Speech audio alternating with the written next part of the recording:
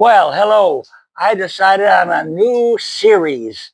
Uh, this is going to be my favorite movies, and I'm going to divide quite a few, I don't know if you want to call it chapters, into the different categories. And today, I'm going to give you my one, two, three, four, five, six, seven, my top 8 sci-fi movies.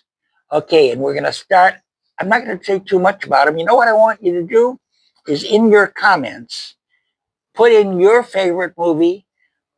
If I left it out, put in your comments about the movies I suggested, if you like them or if you don't like them. And well, we'll have a little fun with this one. Okay, my first and all-time favorite. Guess what? Star Wars. Wow. It was 1977, and I was a lot younger than I am now. And I saw Star Wars. Ah, in California in a big screen, and my gosh, it was by far the best movie I ever saw in my life. And if you want to argue with me, okay, but boy, the first three Star Wars were so good. There were a few stinkers after that, but the first three Star Wars were so wonderful. And my all-time favorites next to, which I'll talk in another series, another favorites of, called epics. Here's my second favorite. Oh, everybody loves this one. Clockwork Orange. This was a brilliant movie by Stanley Kubrick. And I saw that, oh, it must have been around the same time in the 1970s or 1980s. And I loved this movie. And of course, we all love another one by him called 2001. I don't have the cover of that right with me, so maybe my cameraman will show you the cover of that if you're lucky. Okay, then there was, oh my God, we can't forget Superman. Wow, was that a great movie? And then the girl who played Lois Lane, she had a really, in real life, she had a terrible time. She had a bad ending. I don't want to go into being negative. So, anyways, number 2, Superman. And then Blade Runner, number 4, Blade Runner. That takes place in a city, maybe 20, 30 years from now. I don't think things will be that bad, but Blade Runner, go see that. Really good adventure movie. All right, and here's what you might call a sleeper. I bet a lot of people don't know about this movie. It's called uh, Serenity. Serenity.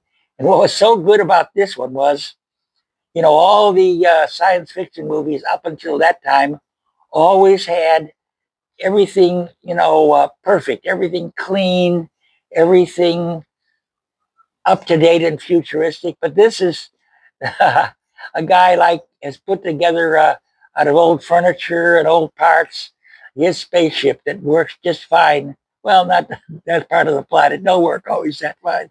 It's a beat up spaceship. Okay, so Serenity. Now I may be wrong, but I got a feeling that Serenity was kind of a summary movie of a series called Firefly. And this was, it must have had 10 or 15 parts, and it was really good. And it was the same guy with a beat up jalopy of a spaceship.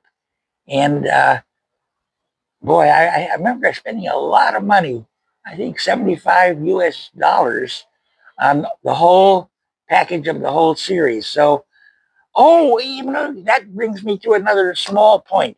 I have over 3,000 DVDs I purchased, and I was trying to sell them for a while uh, at $10 a piece. Well, the price has gone down. It's 50 cents a piece, but I'll put together a package of let's say at least $20 worth. Okay, And so if you're anywhere near Nice, France, I'll sell you a package for 50 cents a piece.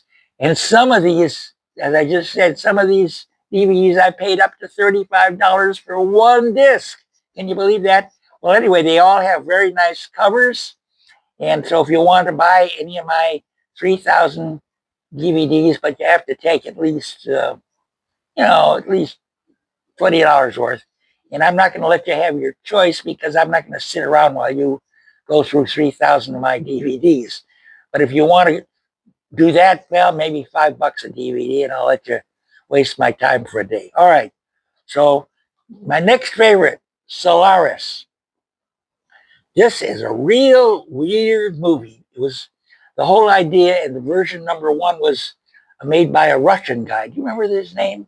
Anyway, very famous, brilliant Russian guy, but his movies didn't have much action. They were a little boring. This one was actually better.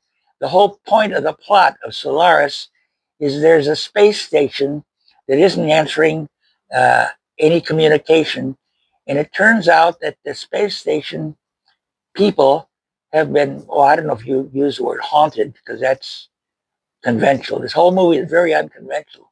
But people take the shape of dead relatives and appear and talk to the space crew, and it's a little bit sinister, a little bit scary. So it's not quite a horror movie, but a little bit like that. Okay, next, and this is number 6. Well, whatever number it is.